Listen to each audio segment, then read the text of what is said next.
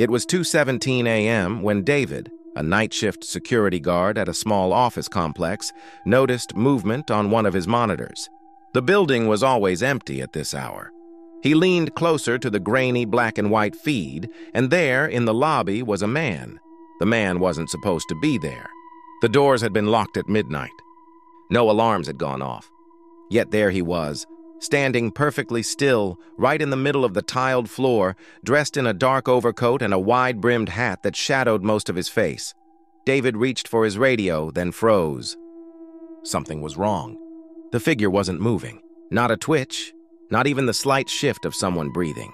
He was as still as a photograph. David switched between cameras, watching the man from different angles.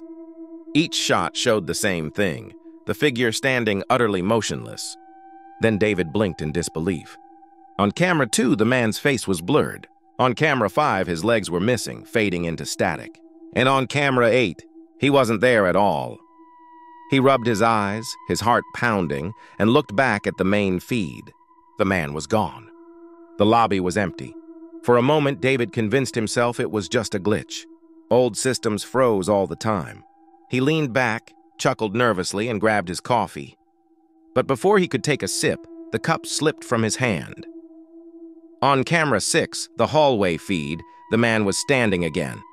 This time, much closer to the security office. David's skin crawled. He replayed the footage, rewinding by 10 seconds. In one frame, the hallway was empty. In the next, the man was simply there, as if he had always been standing in that spot. No movement, no walking, just appearing. David's throat went dry. He called into his radio for the other guard on duty, but static hissed back. He tried again. Nothing. He stared at the monitor. The man hadn't moved, but David suddenly noticed something terrifying. On camera 6, the man's head was turned. He was facing the security office now. David locked the door, his shaking hands fumbling with the keys. He checked the feed again. Empty hallway. He flipped between cameras in a frenzy. Nothing. The man had vanished. Then, without warning, every monitor flickered. The screens buzzed and rolled with static before stabilizing.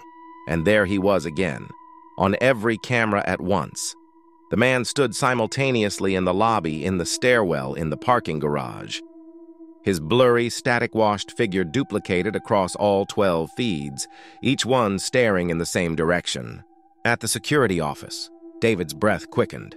His reflection in the monitor glass looked pale, dripping with sweat.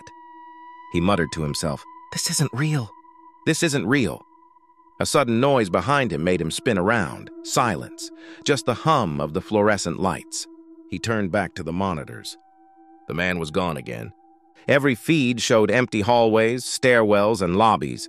David exhaled sharply, almost laughing with relief. But then he noticed the last monitor. Camera 12. It was pointed directly at the security office. And on that feed, sitting in the chair where David sat, was David himself. But the version on the screen wasn't moving.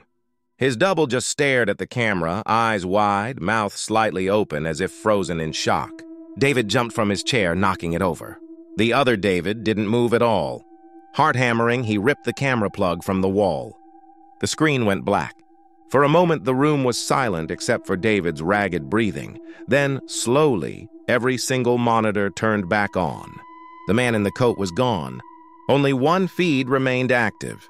Camera 12. The feed showed the inside of the office. But this time, the chair was empty. David turned slowly toward the glass window in the office door. Through the reflection, he saw it. The man in the hat, standing directly behind him, and then, just like on the footage, David disappeared. When the morning shift arrived, the monitors were all blank and the office was empty. No one ever found David. The only thing left behind was the recording, where the last frame showed the chair spinning slowly, as if someone had just stood up and walked away.